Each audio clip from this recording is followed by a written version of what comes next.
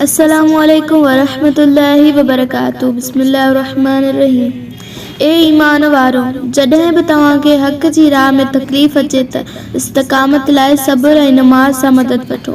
यकीनन अल्लाह साबिरीन सां गॾु आहे। ऐं जेके अल्लाह जी राह में क़त्ल थियनि था या मारिजी वञनि था, उन्हनि खे मुअल न चओ।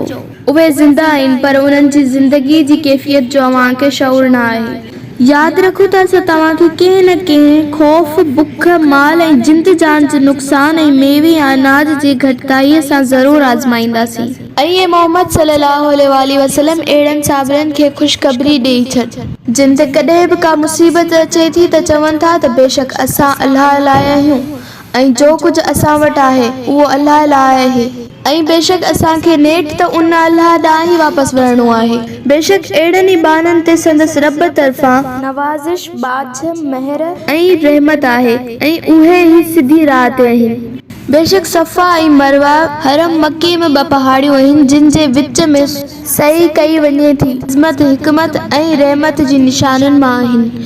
पोइ जेको हज या उमरे जी नियत सां उन घर बैतुल्लाह जो इरादो करे ऐं उन ई 2 पहाड़नि जो तवाफ़ करे या चकर लॻाए त उन ते को बि गुनाह न आहे।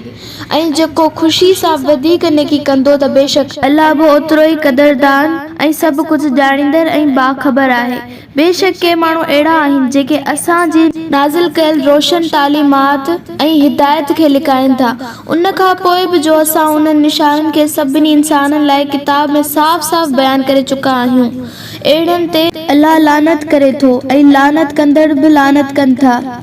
पर जिन तौबा कई ऐं पाण सुधारियो ऐं हक़ ज़ाहिर कयो त आऊं अहिड़नि जी तौबा क़बूल करियां थो, ऐं आऊं निहायती दरगुज़र ऐं माफ़ कंदड़ निहायती बाझारो ऐं महिरबान आहियां।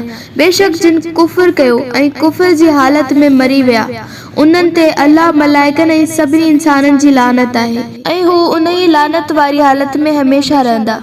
न उन्हनि तां अज़ाब हल्को कबो ऐं न वरी उन्हनि खे का मोहलत मिलंदी। ऐं यादि रखो त तव्हां सभिनी जी इबादत जो लाइक़ हिकिड़ो अल्लाह ई आहे, उन खां सवाइ ॿियो को बि महबूद न आहे, ऐं उहो बेहद महिरबान ऐं निहायत रहम करण वारो आहे।